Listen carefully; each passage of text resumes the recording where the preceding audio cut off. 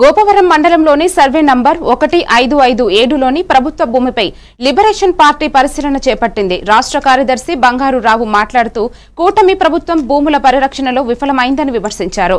బినామీలు, అక్రమ ఆన్లైన్ లావాదేవీలు పెరిగాయని ఆరోపించారు. ప్రభుత్వ భూములపై శ్వేతపత్రం విడుదల చేసి బాధ్యులపై చట్టపరమైన చర్యలు తీసుకోవాలని డిమాండ్ చేశారు. లేని పక్షంలో ఉద్యమాలు చేపడతామని హెచ్చరించారు.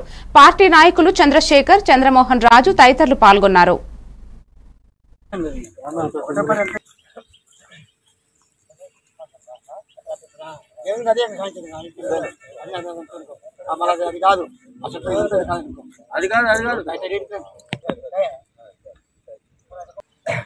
గోపవరం మండలం గోపవరం గ్రామ పంచాయతీ గ్రామ పొలంలో ఉన్నటువంటి సెంచరీ ప్లేవుడ్ షాపు పక్కనే ఉన్నటువంటి 1557 సర్వే నెంబరు. ఈ సర్వే నెంబర్లో ఉన్నటువంటి 15 ఎకరాల ప్రభుత్వ భూమిని పేదలకు పంచాలని చెప్పేసి భారత communist party CPI ML regulation ఆధ్వర్యంలో ఈరోజు ఇక్కడ పర్యటన నిర్వహించడం జరుగుతుంది. ఈ స్థలం పరిశీలనలకు మా పార్టీ రాష్ట్ర కార్యదర్శి కామ్రేడ్ బంగారావు సార్ గాని రావడం జరిగింది.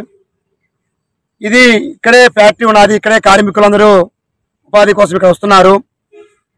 ఈ స్థలాన్ని అన్యాయకంతం కాకుండా, ఆక్రమణకు గురి కాకుండా, ఇది విలువైనటువంటి స్థలం కాబట్టి ఇదివరకే ఈ స్థలాన్ని గతంలో ఉన్నటువంటి అధికార పార్టీ నాయకులు పెద్ద ఎత్తున దీనిపైన కన్నేశారు.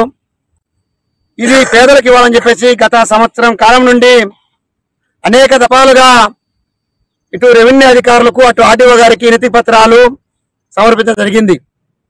దాంతోపాటు అటు బద్వేలో ఉన్నటువంటి 35 వార్డులో ఉన్నటువంటి పేదలకు, అదేవిధంగా గోపవరం మండలంలో ఉన్నటువంటి పేదలకు ఇక్కడ ఇంటి ప్రతి ఒక్కరికి 3 సెంట్లు చొప్పున ఇవ్వాలని చెప్పేసి మేము అనేక దఫాలుగా అధికారులను కోరడం జరిగింది. అది అధికారులు పరిశీలిస్తాం, చూస్తామని చెప్పేసి అంటున్నారు తప్పక ఏమాత్రం ఇప్పటికి అధికారులు దీనిపైన. నా పేరు Bogata Bangaraju, CPIML liberation party రాష్ట్ర కార్యదర్శిని. మరి నిన్నే బద్వేలుకి సంబంధించినటువంటి అసెంబ్లీ నియోజకవర్గ మహాసభ జరిగింది. ఆ సందర్భంగా మరి ఇక్కడ కామ్రేడ్స్ ప్రధానమైనటువంటి సమస్యని ఇవాళ వీళ్ళు ఎదుర్కొంటూ ఉన్నటువంటిది నిన్న మహాసభ దృష్టికి రావడం జరిగింది.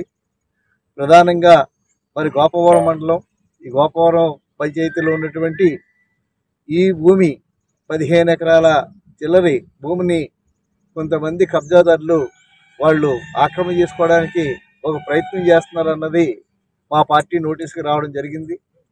మా కామ్రేడ్స్ చంద్రశేఖర్ గారి నాయకత్వంలో మరి సంవత్సరం నుండి కూడా ఈ భూమిని పేదలకు పంచిపెట్టాలని చెప్పేసి, ఇళ్ల స్థలాలకు ఇవ్వాలని చెప్పేసి